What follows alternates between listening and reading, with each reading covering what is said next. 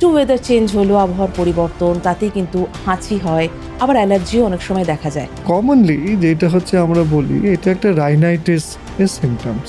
ইমিউনোথেরাপিটা আসলে কি? Allergen immunotherapy হচ্ছে এমন একটা ট্রিটমেন্ট। বাড়িতে কি কি পরিবর্তন করলে এই অ্যালার্জি ব্যাপারটাকে আটকানো সম্ভব? আমরা অনেক সময় দেখতে পাই বেশিরভাগ ক্ষেত্রে অ্যালার্জেন্সগুলো কিন্তু ঘরের মধ্যে থেকে আসছে।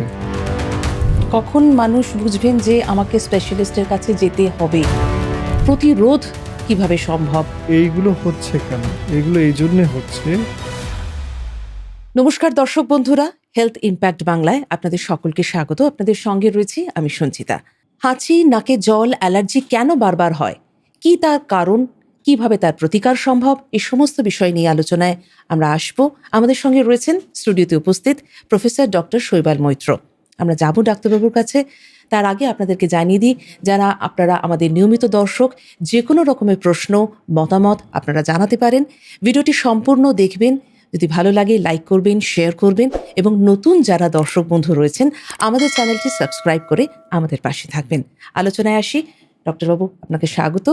প্রথম যে বিষয়টি জানতে চাইবো, এই যে যে একটু ওয়েদার চেঞ্জ হলো, আবহাওয়ার পরিবর্তন, তাতেই কিন্তু হাঁচি হয়, সর্দি কাশি, নাকে জল, আবার অ্যালার্জিও অনেক সময় দেখা যায়। গোটা বিষয়টি তো এক নয়, যদি একটুখানি বিশদে বলেন।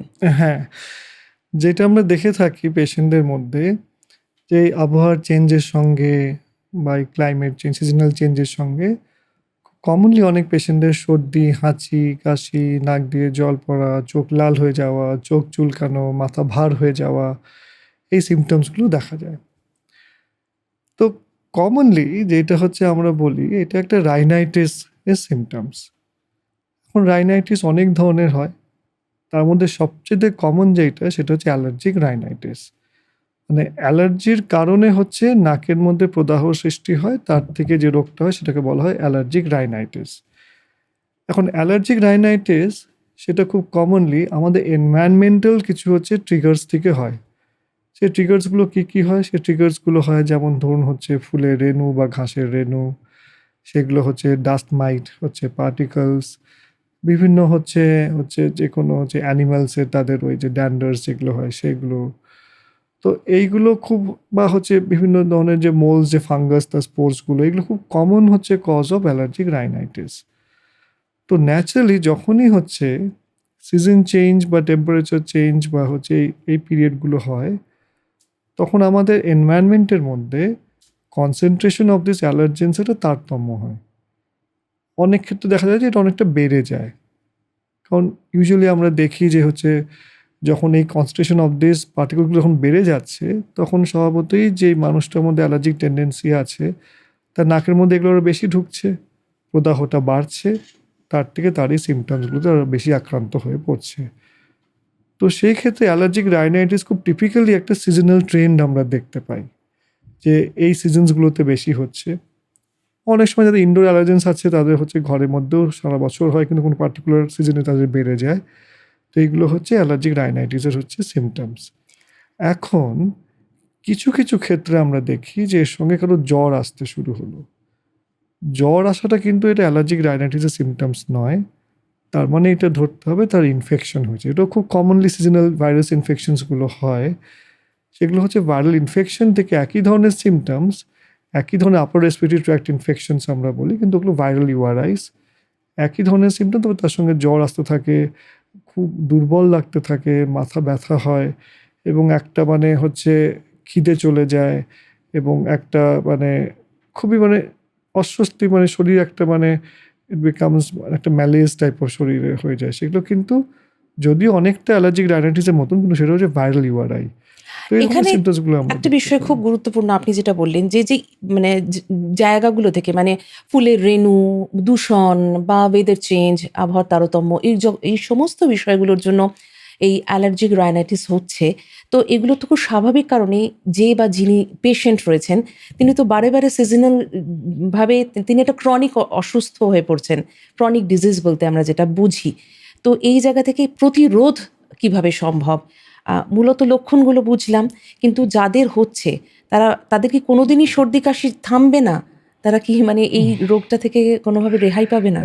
না, না, সেরকম নয়। যেটা আমি আপনাকে বলবো, অ্যাকচুয়ালি এইগুলো হচ্ছে কেন? এইগুলো এই জন্যে হচ্ছে কারণ সেই পার্টিকুলার পেশেন্টের মধ্যে একটা ক্রমাগত একটা প্রদাহ সৃষ্টি হয়ে আছে তার নেজাল মিউকোজার মধ্যে। এই জন্যেই যখন একটা অলরেডি ইনফ্লেমড মিউকোজা আছে তার মধ্যে যখন এইগুলো বেড়ে যায় তখন তার সিমটমসগুলো দেখা যায়। মানে যদিও ডিজিজটা ক্রনিক কিন্তু সিমটমসগুলো হচ্ছে মানে ইন্টারমিডিয়েটলি মানে মাঝে মাঝে আসে। হুম তো এর উপায় হচ্ছে এইটাই যে প্রদাহ যেটা সৃষ্টি হয়ে আছে সেই প্রদাহটাকে হচ্ছে সারিয়ে দেওয়া। যদি সেই প্রদাহটাকে সারিয়ে দেওয়া যায় তাহলে কিন্তু তার আর এই সিমটমসগুলো ফিরে আসবে না। কোনো একটা নর্মাল মানুষ তখন সেও তো হচ্ছে এক্সপোজড হচ্ছে এই সবের থেকে, তো যার মধ্যে অ্যালার্জিক রাইনাইটিস নেই তারপর সিমটমসগুলো হচ্ছে না, কারণ কি তার হচ্ছে নাকের মিউকোজার মধ্যে প্রদাহটা নেই। তো ন্যাচারালি ট্রিটমেন্টটা সব কিছুই ডাইরেক্টেড হয় ওই প্রদাহটাকে হচ্ছে কমানোর জন্য। তার খুব ভালো এখন চিকিৎসা আছে, লং টার্ম গাইডলাইন চিকিৎসা কি ভিত্তিক রয়েছে? চিকিৎসা আছে। প্রথমেই আমরা যেটা বলি, হ্যাঁ আপনি ঠিকই বলেছেন, এইটা একটু লং টার্ম চিকিৎসা। এটা এরকম নয় যে যখন সর্দি হাঁচি কাশি হচ্ছে আমি কিছু ওষুধ খেলাম সেরে গেল আমি ছেড়ে ছেড়ে দিলাম, তাতে হয়তো সাময়িক আপনি রিলিফ পাবেন কিন্তু আবার জিনিসটা আবার ঘুরে হবে ঘুরে সেটা। আসবে। তো লং টার্ম সলিউশন যেটা আমি আগেই বললাম, প্রদাহটাকে আমাদের কন্ট্রোল করতে হয়। হুম। তার জন্য এখন বেসিক কিছু নেজাল স্প্রে যেটা আমরা ইন্টারনেজাল স্টেরয়েড স্প্রেস বলি সেইগুলো দিয়ে ট্রিটমেন্টটা শুরু করতে হয় এবং সেগুলো কন্টিনিউ করতে হয়।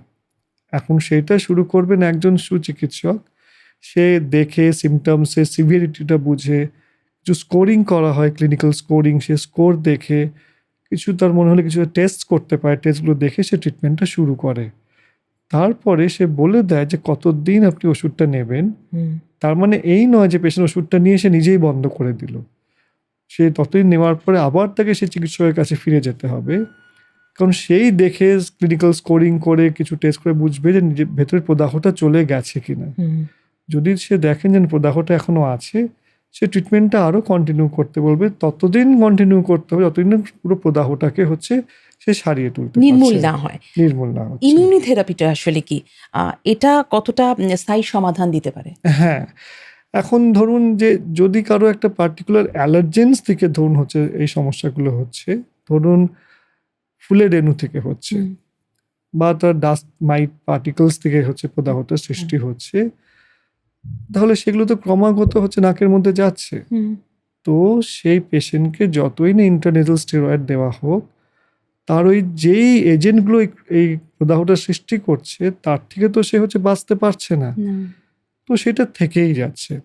সেই ক্ষেত্রে এই পেশেন্টদের অ্যালার্জেন ইমিউনোথেরাপি হচ্ছে এমন একটা ট্রিটমেন্ট এটা কিনা ওই যে এজেন্টের থেকে যে প্রদাহ যেটা সৃষ্টি হচ্ছে সেইটাকে সারিয়ে দেয় আচ্ছা।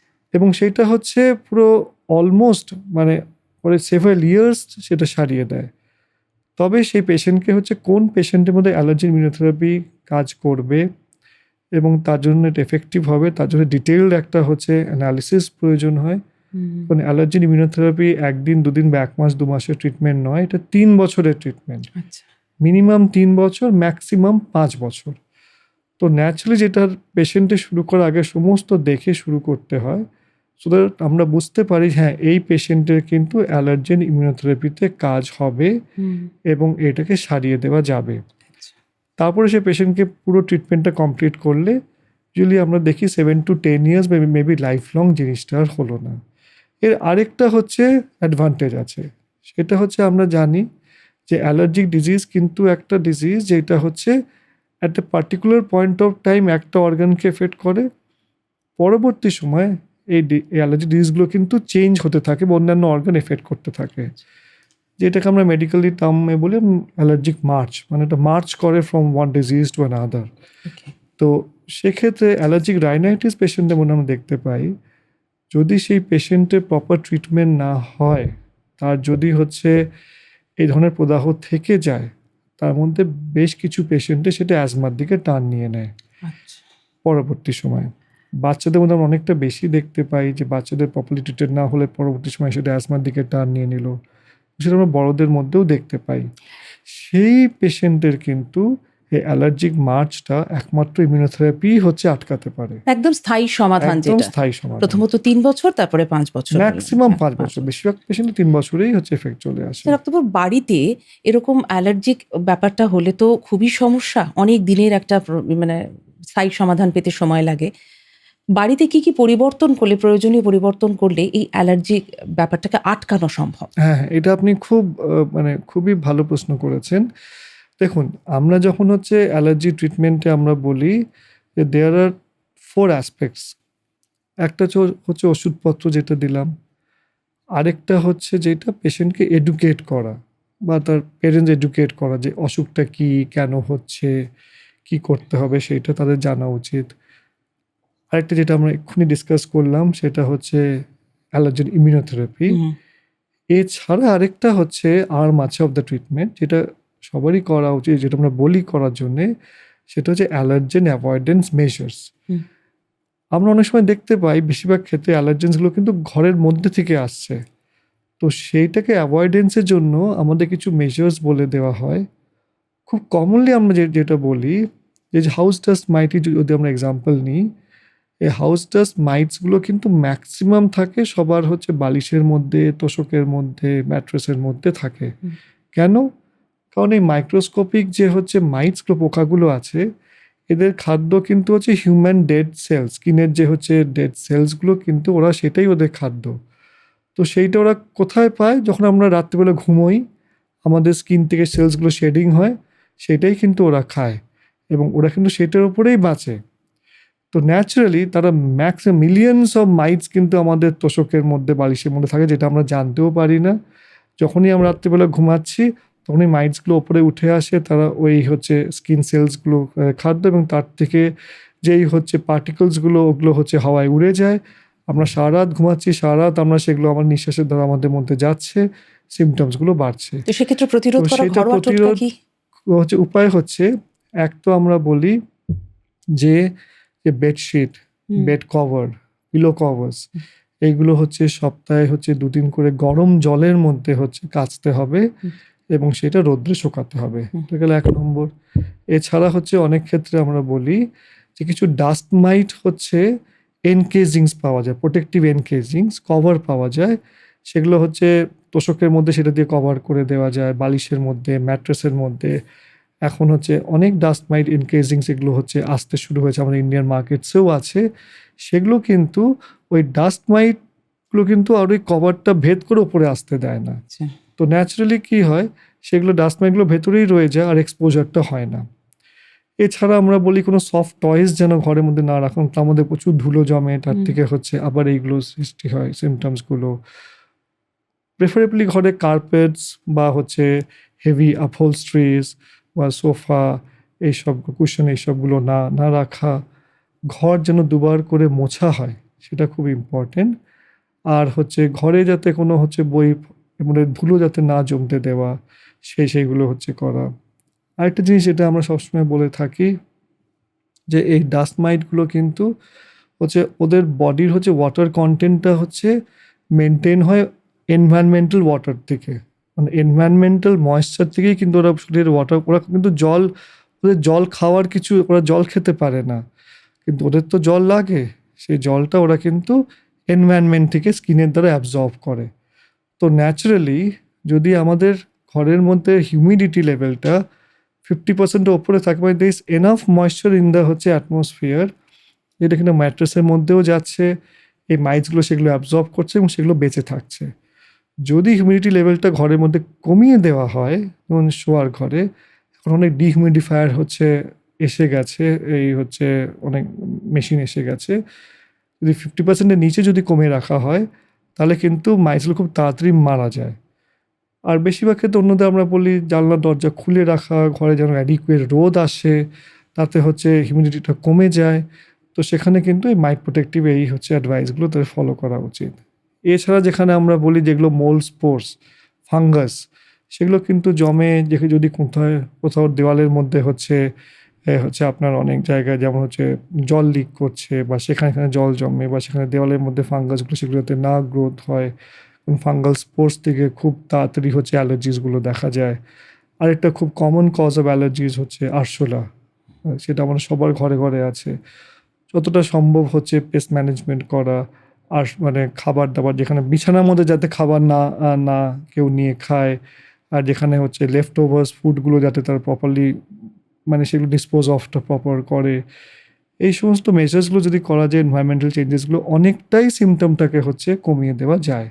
তবে এটা সবাইকে ডিলিজেন্টলি করে যেতে হবে, আর এর সঙ্গে তো অন্য যেগুলো বললাম সেগুলো হচ্ছে ফলো করতে হবে। কখন মানুষ বুঝবেন যে আমাকে স্পেশালিস্টের কাছে যেতে হবে, আমার অ্যালার্জি হয়েছে বা আমি খুব কষ্ট পাচ্ছি, হ্যাঁ, সেটা বোঝাটা মানে খুব দেখুন, ইম্পর্টেন্ট। অ্যালার্জিক রাইনাইটিস হচ্ছে এমন একটা সিমটমস যেটা ইনিশিয়ালি খুব একটা সমস্যা করে না, কিন্তু অনেকে যারা যখন দেখছে তারা হাঁচি কন্ট্রোল করতে পারছে না, একসঙ্গে হচ্ছে প্রচুর হাঁচি হচ্ছে, যখন তখন হাঁচি হচ্ছে, চোখ লাল হয়ে যাচ্ছে, সন্ধ্যের পরে হচ্ছে তারা খুব উইক ফিল করছে, খুব টায়ার্ড ফিল করছে, তাদের বাচ্চাদের কনসেন্ট্রেশনটা এফেক্ট হচ্ছে, তাদের স্কুল অ্যাক্টিভিটিসগুলো হচ্ছে তাদের সমস্যা হচ্ছে, পড়াশোনার হচ্ছে যাদের হচ্ছে রেজাল্টসগুলো হচ্ছে ফল করছে, বা হচ্ছে যাদের স্কুল অ্যাবসেন্ট করতে হচ্ছে, কারো অফিসে যাওয়াটা বারবার সর্দি হাঁচি কাশি জ্বরের জন্য হচ্ছে ট্রাবল হচ্ছে, এবং বেশিরভাগ দিনই তাদের হচ্ছে এই সর্দি হাঁচি থাকছে, অথবা কারো এর সঙ্গে আস্তে আস্তে তাদের একটু বুকে চাপ লাগছে বা একটু সাঁই করছে, তখন কিন্তু এটাকে তারা নিজের হাতে ফেলে রাখা উচিত নয়, ইমিডিয়েটলি একজন চিকিৎসকের কাছে যাওয়া উচিত। অনেক ধন্যবাদ আপনাকে। গুরুত্বপূর্ণ মতামতগুলো শুনলেন আপনারা। অ্যালার্জি যদি ঠিক সময় সঠিকভাবে চিকিৎসকের পরামর্শ মেনে আপনারা চলেন, তাহলে কিন্তু অ্যালার্জি সারানো সম্ভব।